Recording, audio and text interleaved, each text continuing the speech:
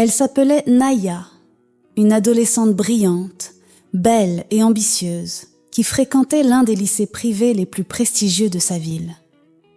Mais malgré son intelligence, elle était rongée par un immense besoin d'appartenir à la classe des plus riches.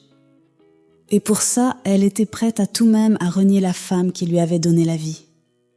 Ce jour-là, la mère de Naya, Binta, avait décidé de lui faire une surprise. Elle avait cuisiné un repas fait maison, soigneusement emballé, et s'était rendue au portail de l'école. Binta portait ses habits habituels, simples mais propres, et un sourire plein d'amour. Quand elle aperçut sa fille entourée de camarades, elle s'approcha, le cœur rempli de joie. Mais à sa vue, le visage de Naya se crispa. Elle rougit de honte. « C'est qui ?» demanda l'une de ses amies, intriguée par cette femme au regard fatigué mais chaleureux. Naya hésita un instant, regarda sa mère, puis ses amis. « Oh, c'est juste notre bonne », répondit-elle froidement. Ce jour-là, Binta sentit son cœur se briser, même si elle ne laissa rien paraître. Autrefois, Binta vivait avec son mari, Ousmane, un pauvre cultivateur alcoolique. Ils dilapidaient le peu d'argent qu'ils avaient dans la boisson. Chaque demande d'argent pour la maison finissait en dispute violente.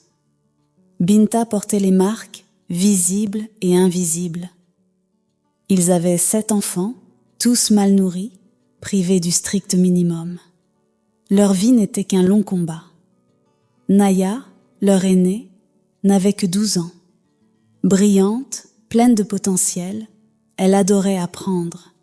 Mais faute de moyens, elle dut abandonner l'école en classe de CM2, juste après l'obtention de son brevet.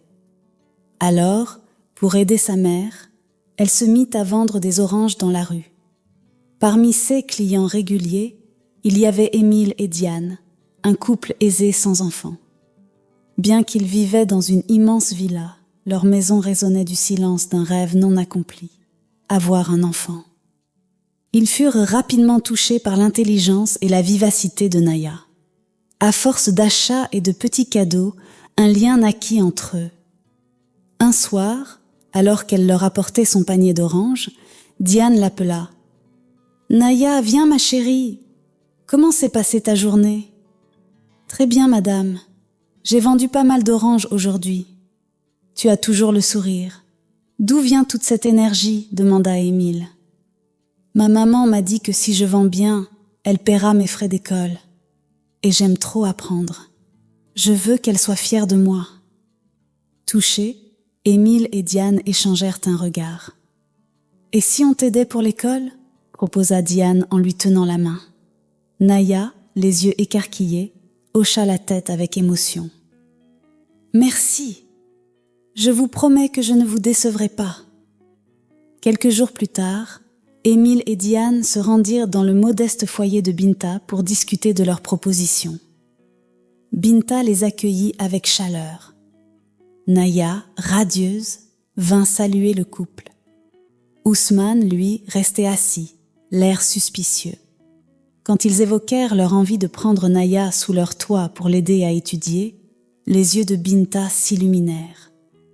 Mais Ousmane, flairant un profit, déclara « Si elle part avec vous, il faudra nous compenser. Ce n'est pas gratuit. » La honte envahit Binta.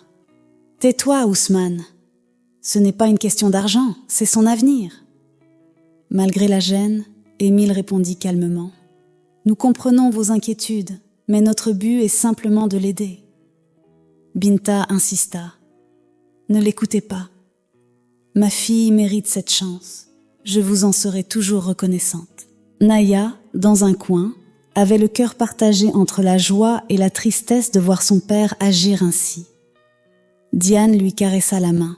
« On s'occupera bien d'elle, comme de notre propre enfant. » Naya courut préparer ses affaires, remplie d'espoir. Avant qu'elle ne parte, Binta les remercia à nouveau, les yeux pleins de larmes. Elle savait que sa fille allait enfin vivre une vie meilleure. Arrivée dans la grande maison, Naya fut éblouie. Tout était immense, propre, organisée. Elle avait sa propre chambre, un bureau, des livres, un emploi du temps précis, un uniforme neuf. « Bienvenue chez toi, Naya », dit Diane en posant une main rassurante sur son épaule. Au début, elle était intimidée, mais peu à peu, elle s'y habitua. Elle se lia d'amitié avec ses camarades dans son nouveau lycée, prestigieux et réservé aux enfants de l'élite. Malgré la différence de classe, elle devint rapidement l'une des meilleures élèves. Les enseignants la félicitaient, les amis l'admiraient. Chez Émile et Diane, elle vivait comme une princesse. Petit déjeuner servi, devoirs encadrés, loisirs le week-end. Les domestiques la traitaient avec respect. Naya s'épanouissait. Mais pendant ce temps, chez ses parents, l'ambiance se détériorait. Ousmane, avide, recommençait à faire pression sur Émile et Diane. « Vous avez pris ma fille, vous devez payer pour ça !» hurlait-il un soir au téléphone. Diane pleura ce soir-là. Émile, attristé, prit une décision difficile. Ce n'est pas juste pour Naya, ni pour nous. Il faut qu'elle retourne chez elle. Mais on continuera à financer ses études. Le lendemain, ils appelèrent Naya. « Tu sais qu'on t'aime », commença Diane. « Mais ton père nous met en danger. Pour ta sécurité, on pense qu'il vaut mieux que tu retournes chez ta mère. »« Non, je veux rester ici », pleura Naya. « Tu resteras toujours notre fille », répondit Émile. « On ne t'abandonne pas, on continue à t'aider, mais tu dois rentrer. » Le cœur brisé, elle accepta. La veille de son départ, Diane alla au marché. Elle acheta des habits, des fournitures, des douceurs préférées de Naya. Elle voulait qu'elle parte avec un peu de leur amour dans chaque objet. Le jour venu, le revoir fut déchirant.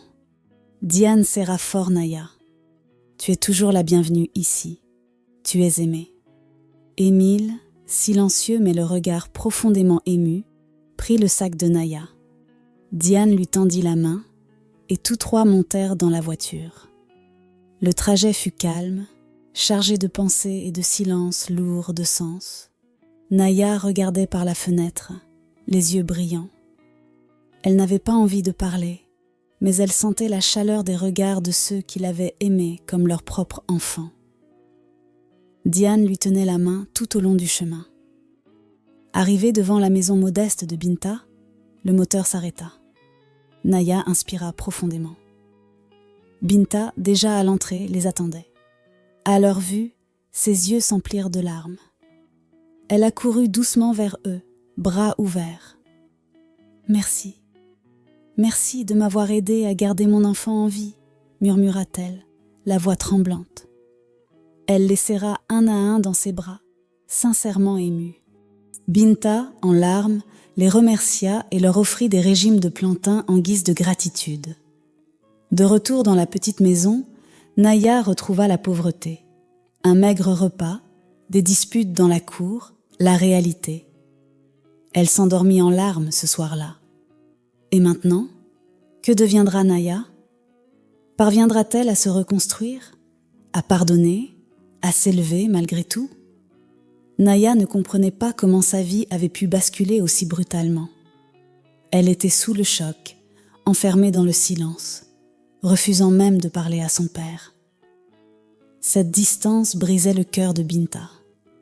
Un matin, Naya refusa de manger avant d'aller à l'école. Elle quitta la maison sans dire un mot. Binta, le cœur en miettes mais déterminée à renouer avec sa fille, prépara un délicieux repas spécialement pour elle. Elle espérait lui redonner un peu le sourire. Avec soin, elle emballa la nourriture et se rendit à l'école de Naya. Sous un grand arbre, Naya riait avec ses amies, Leïla, Lucie et Sarah. Elle parlait des nouveaux gadgets que leurs parents leur avaient achetés. « Mon père m'a offert le tout dernier smartphone », lança Leïla en le montrant fièrement. « Moi, ma mère m'a acheté une console de jeux avec les derniers jeux », ajouta Lucie. Sarah montra sa montre connectée. « Regardez ma nouvelle montre, elle fait tout et elle est trop stylée. » Naya les écoutait, le cœur serré. Elle n'avait rien à montrer, mais ne voulait pas paraître différente. Alors elle inventa « Mes parents m'ont acheté une nouvelle tablette. Elle est super rapide. Elle a toutes les dernières fonctionnalités. » Elle mentait, espérant que ses amis la croiraient. Mais à ce moment-là, Binta arriva, appelant joyeusement sa fille. « Naya, mon enfant !» Le cœur de Naya se figea. Elle vit sa mère approcher, vêtue simplement, le visage fatigué mais doux. Ses amis la regardèrent avec étonnement, presque du dédain. « C'est qui cette femme ?» demanda Leila en fronçant le nez. Paniquée, Naya répondit « C'est juste notre bonne. Elle fait à manger et s'occupe de la maison. » Binta s'arrêta net, choquée. Elle avait entendu. Les mots de sa fille l'avaient frappée comme une gifle. Le regard vide, elle posa doucement la nourriture dans les mains de Naya et s'éloigna, le cœur en morceaux. Naya, troublée par les regards de ses amis, tenta de rester impassible.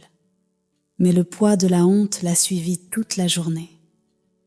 Elle ne parvenait plus à se concentrer, hantée par les yeux tristes de sa mère. Chez Émile et Diane, l'absence de Naya se faisait sentir. Diane, chaque jour, s'asseyait dans la chambre vide de la jeune fille et pleurait, serrant un jouet que Naya avait laissé. « Seigneur, pourquoi m'as-tu donné tant de richesses, mais aucun enfant à aimer? Même celle à qui je commençais à m'attacher m'a été retirée. Qu'ai-je fait pour mériter ça ?» Son esprit s'éteignait peu à peu. Un soir, Émile rentra et la trouva brûlante de fièvre. « Tu dois arrêter de te tourmenter ainsi. Regarde-toi, tu es malade maintenant. »« Je n'y arrive pas, David. Je pense à Naya tous les jours. Ça fait trop mal. » Il la prit dans ses bras et l'emmena à l'hôpital. Là-bas, les médecins firent de leur mieux pour la rétablir. Diane, faible, murmura « Je veux juste un enfant à aimer. » Émile, en larmes, lui répondit « Je ne sais pas pourquoi la vie est ainsi, mais on s'en sortira ensemble. » Pendant ce temps, chez Binta, lorsque Naya rentra de l'école, elle était visiblement contrariée. « Maman, je ne veux plus que tu viennes à mon école. Ne m'apporte plus de repas. Ne viens plus me voir. Reste loin de moi. » Binta se figea. Elle tourna lentement la tête vers sa fille. « Je voulais juste m'assurer que tu allais bien. Je pensais que ce repas te ferait plaisir. Tu m'as embarrassée. Les autres ne comprennent pas notre situation. Je ne veux pas être différente. » Les larmes montèrent aux yeux de Binta. Elle comprenait que sa fille souffrait de cette transition brutale. Plus tard, elle s'assit près de Naya, le cœur lourd mais plein d'amour. « Ma fille, je comprends ce que tu ressens. Mais la vie, c'est des hauts et des bas. Ce que tu vis maintenant ne définit pas ton avenir. Tu dois apprendre à transformer ces épreuves en force. Tu peux y arriver. J'ai confiance en toi. » Naya resta silencieuse, touchée par les mots de sa mère. Elle comprit qu'elle avait été ingrate. Elle repensa à tout ce que Binta avait fait pour elle. « Maman, tu as raison.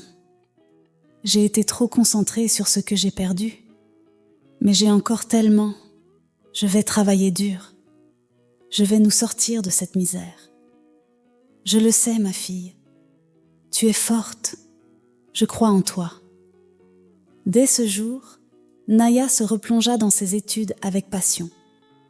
Elle aida sa mère à la maison, prit soin de ses petits frères et sœurs. Elle alla aussi rendre visite à Diane à l'hôpital. Dès qu'elle entra, Diane s'éclaira d'un sourire immense et la serra fort. Elles parlèrent longuement, apaisées par la présence l'une de l'autre. Alors qu'elles discutaient, un médecin entra, rayonnant. « Bonne nouvelle! Madame Diane est enceinte. De 2 mois. » Sous le choc, Diane s'évanouit. On la ranima et lorsqu'elle reprit conscience, elle pleura de joie. Émile, stupéfait, ne cessait de sourire. Ils rentrèrent à la maison, l'esprit en fête.